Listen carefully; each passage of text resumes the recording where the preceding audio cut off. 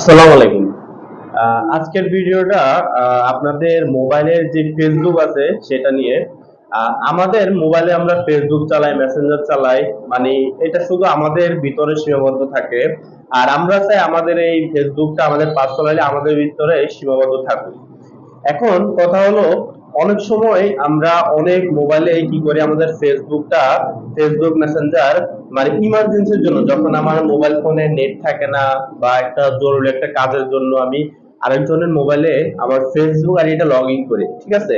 Log in করার পরে আমি কি করি, এই ফেসবুক লগ ইন করার পর আর লগ আউট করি না, মনে থাকে না, বিভিন্ন কাজের চাপে আর মনে থাকে না। সো আমার এই ফেসবুক আইডিটা সেই মোবাইলের ভিতরে থেকে যায়।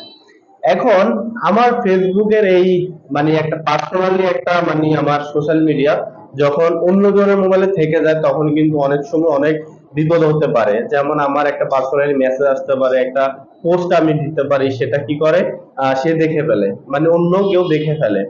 এখন আপনার এই পার্সোনালি ফেসবুকটা আপনার ভিতরে সীমাবদ্ধ রাখার জন্য একটা সেটিং আপনার জন্য খুবই গুরুত্বপূর্ণ, সেটা আমি বলি। আপনার ফেসবুক অ্যাকাউন্ট অন্য কারো মোবাইলে লগ ইন করা আছে কিনা বা সেও চালাচ্ছে কিনা সেটা কিভাবে জানবেন?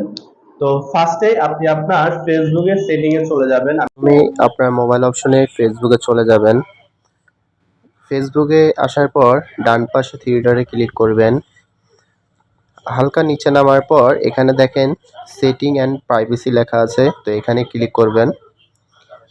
সেটিংয়ে ক্লিক করার পর এখানে দেখেন প্রথমে পাসওয়ার্ড অ্যান্ড সিকিউরিটি, এখানে ক্লিক করুন। ক্লিক করার পর এখানে দেখেন একটু নিচে নামার পর পাসওয়ার্ড অ্যান্ড সিকিউরিটি আবার আছে, সেখানে ক্লিক করুন। ক্লিক করার পর এখানে আপনার একটু নিচে নামুন। নিচে নামার পর এখানে দেখতে পাবেন where you log out in. তো এখানে ক্লিক করার পর এখানে দুইটা অপশন এসেছে, ফেসবুক অ্যান্ড ইনস্টাগ্রাম। তো ফেসবুকে ক্লিক করবেন। ফেসবুক ক্লিক করার পর দেখতে পাচ্ছেন এখানে আপনার মোবাইল ফেসবুক আইডিটা কোন কোন মোবাইলে কোথায় মানে লগ ইন করেছেন সেগুলো চলে এসেছে। তো এখানে select device to log out, এখানে ক্লিক করার পর এখানে দেখেন সবগুলো আপনি যদি বাদ দিতে চান তাহলে বাদ দেওয়ার জন্য টিক চিহ্ন দেবেন। তো আমি একটা একটা করে বাদ দিয়ে দিই।